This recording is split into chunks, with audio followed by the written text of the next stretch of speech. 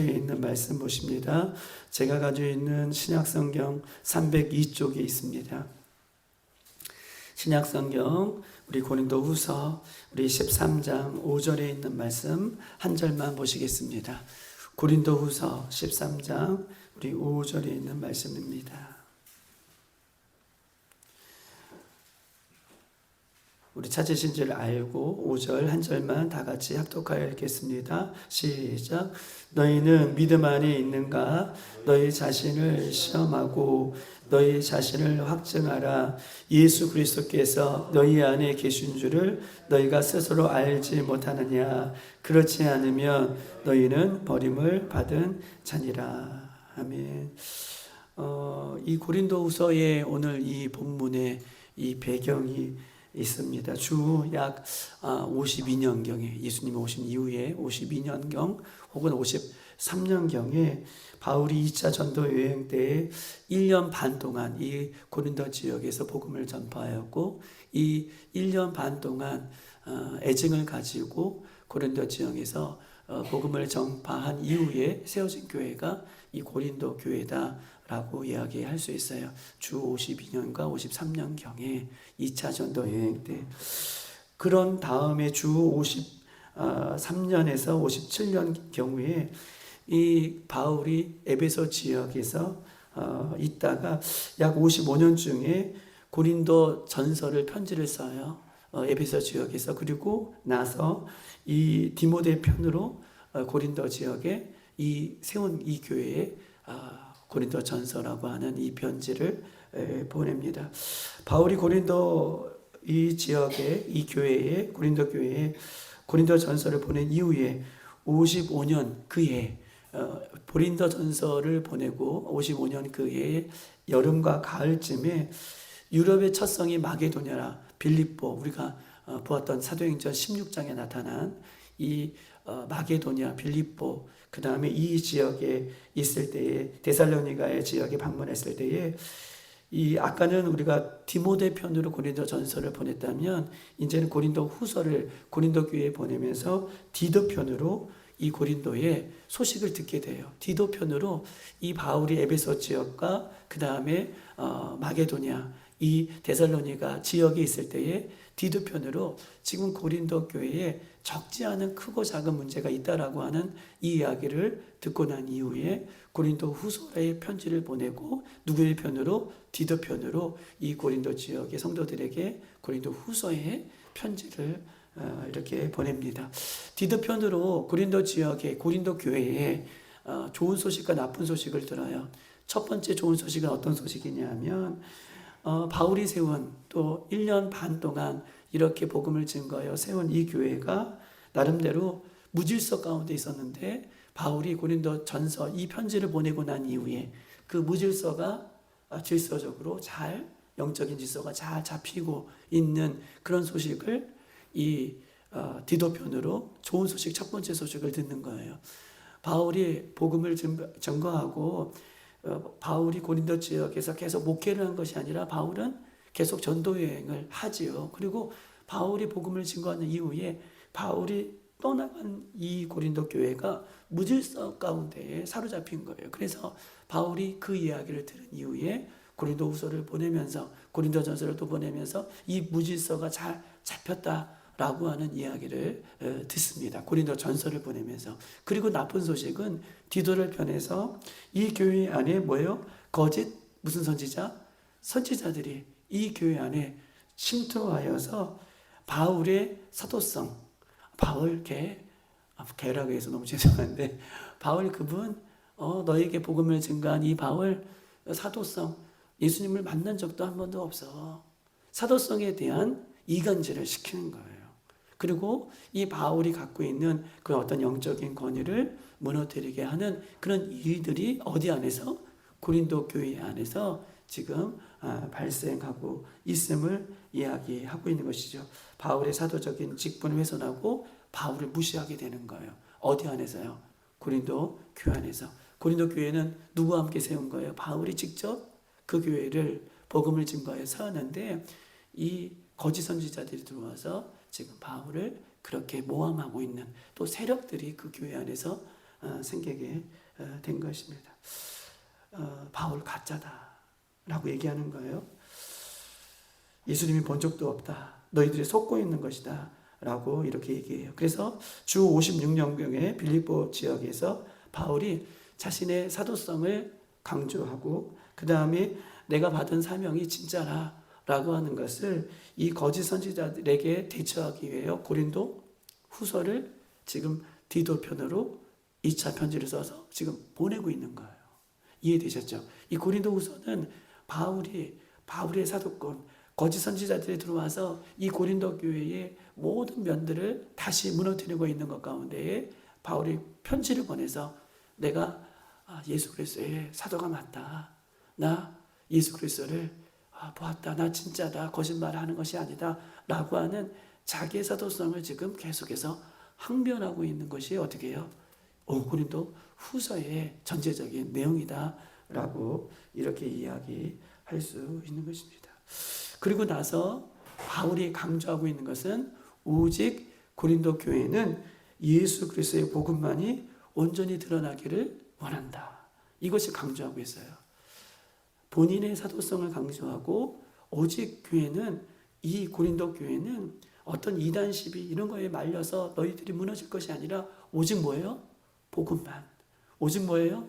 그것만이 하나님 영광 가운데에 드러나고 전파되고 선포되어지기를 원한다 라고 하는 입장으로 지금 고린도 후서에 있는 내용을 지금 편지를 써서 지금 보내고 있는 것입니다.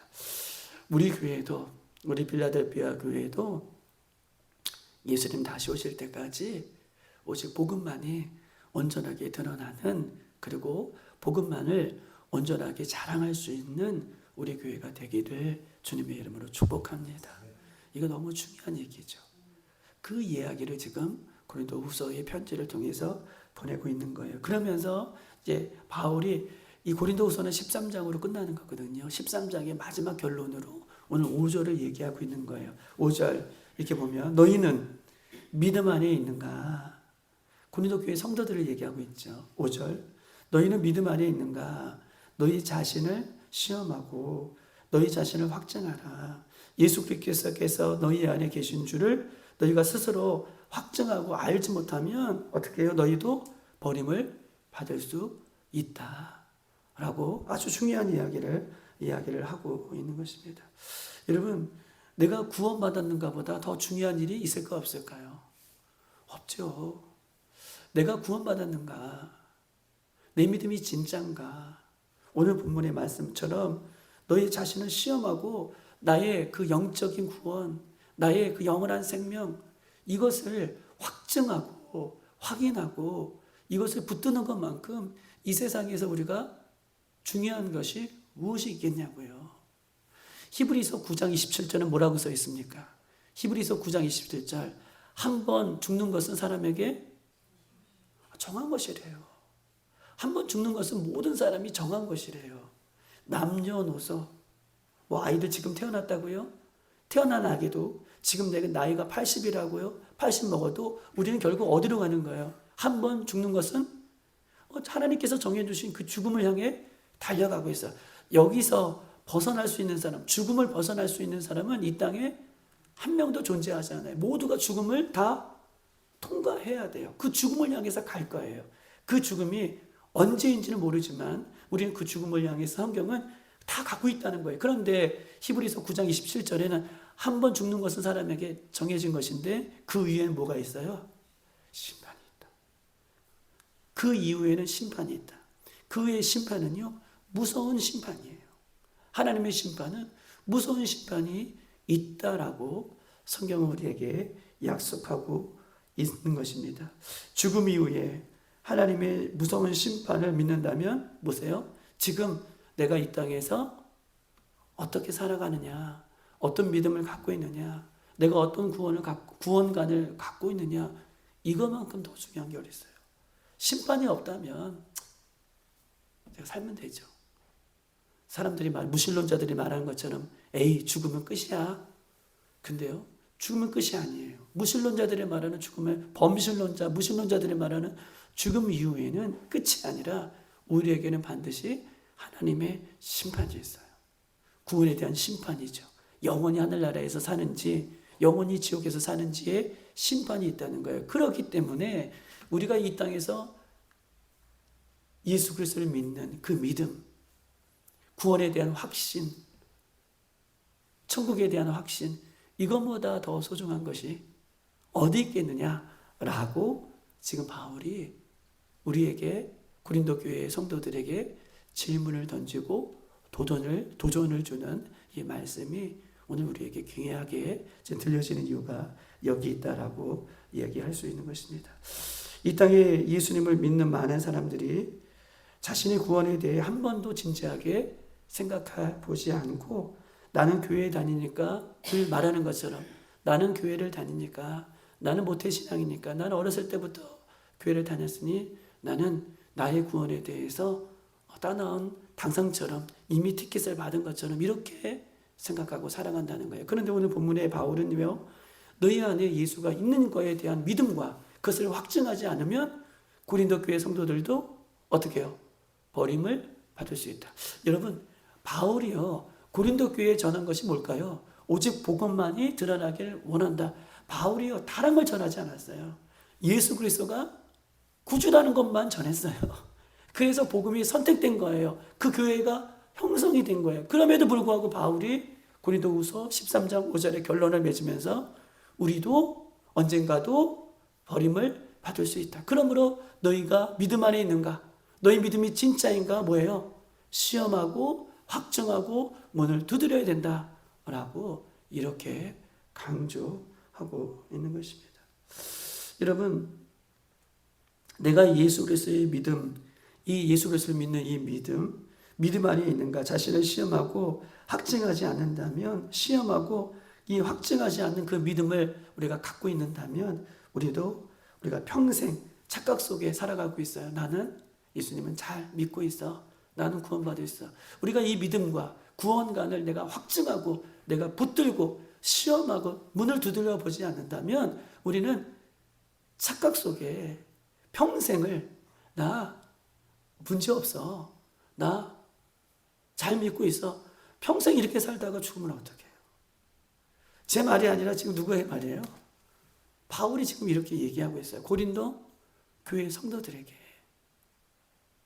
평생 이렇게 살다가 내가 너 모른다 라고 주님께서 그렇게 말씀해 주시는 내용이 얼마나 많아요. 마태복음에서도 공강복음에서도 얼마나 많이 나옵니까? 그 이야기를 지금 하고 있는 것이죠. 여러분, 저는 자격증이 몇 개 있어요. 비행기 고치는 자격증이 있어요. 가끔 말씀드리죠. 비행기 고치는 자격증. 비행기는 날아가다가 고장이 나면 어떻게 할까요? 날아가다가 비행기 고장이 나면 서가지고 고쳐가지고 다시 올라요. 비행기 날아가다가 고장이 나면 어떻게 해요? 큰 사고로 이어지죠. 근데 자동차는 운전하다가 사인이 경고등이 들어오거나 또 문제가 생기면 또 서서 카센터에 가서 수리를 하고 다시 비행기 그 자동차를 고치고 다시 주행할 수 있어요. 그런데 비행기는 큰 사고로 이어지기 때문에 여러분의 누누이 말씀드리죠. 어떤 문제가 없어도 매일매일 매뉴얼에 따라서 그 부분들을 점검하고 고치고 확인하죠. 왜냐하면 생명만큼 귀한 것이 없기 때문에 비행기는 매일매일 점검하고 확인하고 고치고 그 다음에 어떻게 해요? 그것들을 매뉴얼에 따라서 그렇게 정비를 해 나갑니다. 여러분, 오늘 5절에 믿음이 우리에게 너무나 중요한데 그 믿음이 너희에게 진짜 믿음인가 확증하고 확인하고 시험해 보라 라고 말씀하고 있는 것입니다. 왜냐하면 보세요. 그것이 너무나 중요하고 있기 때문에 중요할수록 그냥 넘어가서는 안 된다는 것을 강조하고 있는 거예요. 중요할수록 중요한 것일수록 매일매일 시험해보고 확인하고 점검해야 된다라는 얘기를 하고 있는 것입니다. 여러분, 믿음이 너무나 중요합니다. 우리의 믿음을 확인해야 됩니다. 내 믿음 안에 예수 외에, 내 믿음 안에 예수 외에 물거품은 없는지, 진짜 찌꺼기들은 없는지, 또 다른 거 불순물들은 없는지, 가짜는 없는지, 거짓은 없는지 내 믿음을, 예수님을 향한 그 믿음을 날마다 확인하셔야 돼요. 이거만큼 중요한 것이 없기 때문입니다. 만약에 믿음 안에 불순물들이, 거짓들이, 가짜들이 있다면 회개하고 온전히 주님을 믿을 수 있는 기회를 주고자 지금 바울이 고린도 교회 성도들에게 이렇게 이야기를 하고 있는 것이죠. 여러분, 내 믿음이 진짠가? 우리의 구원이 진짠가?에 대한 부분들에 대한 우리가 시험해보고 확증하라라고 본문은 이야기하고 있는데, 여러분 보세요. 예수 그리스도를 믿는 믿음을 어떻게 우리가 확인할 수 있을까요? 예수 그리스도를 믿는 믿음을 우리가 어떻게 확인할 수 있을까요? 여러분 보십시다. 여러분의 인생과 삶에 예수 그리스도가 누구십니까? 질문을 드린다면 내 믿음이 정말 하나님께서 기뻐하시는 믿음인지를 우리가 날마다 시험하고 확증하며, 이것만큼 중요한 것이 없는데 여러분에게 질문 하나 드리는 거예요. 여러분 인생과 삶에 예수 그리스도가 누구십니까? 내 인생의 삶에 예수 그리스도가 누구십니까? 라고 하는 질문에 여러분 어떻게 대답하시겠어요? 어떻게 대답하시겠냐고요? 내 인생과 삶에 예수 그리스도가 누구십니까? 내 인생과 내 삶에 내 모든 것에 예수 그리스도만 구원자 되심을 믿으시길 바랍니다. 내 삶에, 내 인생에 누구만요? 예수 그리스도만 구원자예요. 여러분 인생에, 여러분 죽을 때까지, 여러분 삶에 그것이 힘들고 어렵고 지치고 눈물 나고 행복하고 이 나의 모든 삶 가운데 누가 구원자이십니까? 예수님이 구원자죠. 여기에 대한 확신과 확답을 여러분 입에서, 내 마음속에서 있으셔야 돼요. 그런데 우리는 내 삶에 예수님 구원자라고 하면서도 어떤 문제와 사건을 만나면 누굴 찾아가요? 예수님이 나의 인생의 구원자라고 하면서도 다른 것들을 찾아가는 불순물들이나 찌꺼기들이나 거품들이나 거짓들이나 이런 게 없냐라고 지금 고린도 교회 성도들에게 물어보는 거예요. 물어보고 있는 거예요. 내 삶에, 내 인생에 예수님이 구원자라고 우리가 고백하면서도 그런 거품들이 없는지, 구원자라며요. 그런 거품들이 없는지 우리에게 도전을 주고 있는 것입니다. 여러분, 내 인생의 매일매일이 예수 그리스도 위에 우리의 인생과 삶이 세워지기를 원합니다. 예수 그리스도 위에 매일매일 내 삶이 세워지기를 원합니다. 나의 모든 것이 매일매일 예수 그리스도의 위에 세워지기를 원합니다. 내 안에 예수 그리스도라는 그 믿음을 날마다 소유하며 살아가기를 소망합니다. 예수 그리스도라고 하는 것이 나와 상관 있는, 예수 그리스도라는 것이, 예수 그리스도가 나와 매일매일 상관 있는 그런 삶을 우리가 살아가길 원합니다. 이것이 여러분의 머릿속에만 있는 것이 아니라 우리의 가슴 속으로 내려오는 그런 믿음의 고백들이 되시기를 주님의 이름으로 축복해요. 두 번째요, 예수 그리스도를 믿는 믿음을 우리가 어떻게 확인할 수 있는가? 첫 번째, 예수 그리스도가 내 인생과 내 삶에 어떤 분이신가에 대한 답을 여러분 하셔야 돼요. 두 번째는요, 내가 예수 그리스도를 믿는 믿음이 진짜라면 보세요. 5절에 한번 읽어볼까요? 5절 중간절에 보면 예수 그리스도께서 내 안에 계신 줄을 너희가 스스로 알지 못하느냐. 스스로 안다는 거야, 알지 못한다는 거야? 안다는 거죠. 5절에 보면 중간에 예수 그리스도께서 너희 안에 계신 줄을 너희가 스스로 알지 못하느냐. 우리가 안다는 거예요. 예수님께서 내 안에 계신다면, 내가 예수님을 믿는다면 우리가 스스로 그 예수님이 내 안에 계신 것을 알 수 있다. 즉 예수 그리스도를 믿는 사람이라면 내가 예수 그리스도를 진짜 믿는 삶을, 내가 예수 그리스도를 진짜 믿는 그 믿음을 갖고 있다면 내 삶 속에서 누가 드러난다는 거예요? 그렇죠. 예수 그리스도가 드러나는 삶을 살게 된다는 것을 얘기하는 거예요. 할렐루야. 예수 그리스도가 내 안에 계신다면 내 안에 예수 그리스도가 계신 것을 스스로 알지 못하느냐. 내 안에 예수님이 있어 드러난다는 거예요. 즉 내가 예수 그리스도를 믿는 진짜 믿음을 갖고 있다면 알아주든 알지 못하든 내 삶 가운데에 예수 그리스도가 드러나는 삶을 사는 것이다 라고 이렇게 이야기할 수 있는 것입니다. 삶으로 진짜 믿음이, 진짜 예수님이 드러난다라는 것을 이야기하고 있는 것이죠. 예전에도 늘 얘기했던 것처럼 여러분 보세요. 손에 딸기가 있어요. 손에 딸기가 있고 이 손에 있는 딸기를 움켜 잡으면 딸기 즙이 나오고, 내 손에 포도가 있어요. 포도를 움켜쥐면 포도즙이 나오고, 내 손에 귤이 있어요. 귤을 움켜잡으면 뭐가 나와요? 귤이 나오고, 우리 안에 예수가 있어요. 예수 그리스도를 움켜잡을수록 뭐가 나와야 돼요? 내가 나오는 것이 아니라 예수 그리스도가 내 삶 가운데에 드러나는, 이게 진짜라는 것을 오늘 본문 이 5절에 지금 바울이 이렇게 이야기를 하고 있는 것입니다. 여러분, 보네포라고 하는 목사님 계세요. 아내가 뭐 비행기 타고 가면서 보네포 목사님 나오는 영화가 봤다라고 하는데, 이 보네포 목사님이라고 하는 분이 이렇게 얘기합니다. 믿음의 징표, 믿음의 징표래요. 믿음의 징표. 믿음이 있으면 표시가 나타난다는 거죠. 징표. 예수님을 따르는 삶이다. 믿음의 징표가 뭐냐면 예수님을 따르는 삶이 믿음의 징표래요. 그러면서 뭐라고 얘기하냐면 이 진짜 믿음의 징표는 삶 속에서 예수님을 따르는 삶으로 드러나게 되어 있다. 그런데 그 삶의 길이 십자가의 길인 것을 알면서도 그 길이요, 믿음의 증표가 막 드러나요. 그런데 그 예수님을 따라가는 삶이 진짜 믿음이 있는 사람들은 삶 속에서 그 믿음의 증표들이 나타나는데, 그 믿음의 증표는 무슨 길이라는 거예요?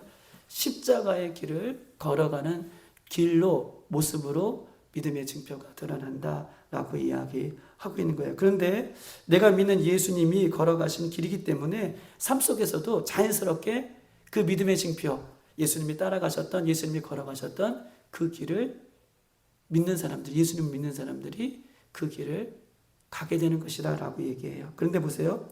수많은 사람들이 삶 속에서 그 십자가의 길을 걸어가는 사람들을 바라보면서 그 보네포 목사님이 얘기한 거예요. 십자가의 길을 걸어가는 사람들을 보면서 때로는 조롱하고 비난하고 때로는 핍박 속에 예수를 따라가는 삶을 그렇게 핍박한대요. 예수님을 증표는 내 삶 속에 예수님의 십자가의 길을 따라가는 증표로 드러나는데, 그 모습을 보면서 세상 사람들이 조롱하고 핍박하고 그 다음에 비난한대요. 그런데 조롱하고 핍박하고 비난의 소리가 바뀐대요. 결국은 뭐냐 하면 어떻게 바뀌냐, 저 사람 맞아요. 맨 처음에는 세상 사람들이 증표예요. 그 보네포 목사님이 세상 사람들이 믿음의 증표의 삶을 살아가는, 십자가의 삶을 길을 걸어가는 사람들에게 비난하고 조롱하고 그 다음에 핍박하지만 그 말이 바뀐대요. 나중에는요, 저 사람이 진짜 예수쟁이구나, 저 사람이 진짜구나, 저 사람이 진짜 예수님을 믿는 사람이구나 라고 그 이야기가 세상 사람들로 하여금 바뀐다. 이것이 증표라고 하는 거예요. 이것이 우리 삶에게도, 우리 인생 가운데에도 드러나길 바랍니다. 교회 공동체 안에서가 아니라 내가 있는 그 삶 속에서 예수님의 증표들이, 믿음의 증표들이, 구원의 증표들이 우리에게 온전히 드러나기를 주님의 이름으로 축복합니다. 사랑하는 여러분, 겸손히 나의 신앙과 믿음을 시험하고 확증하고 두렵고 떨림으로 매일매일 구원을, 여러분 안에 예수님이 계신 것을, 여러분 안에 복음이 있는 것을 매일매일 확인하고 붙들 수 있는, 이거보다 더 중요한 것은 없기 때문에 오늘도 이 말씀을 붙들고 두렵고 떨림으로 승리하는 저와 여러분 되시기를 주님의 이름으로 축복합니다.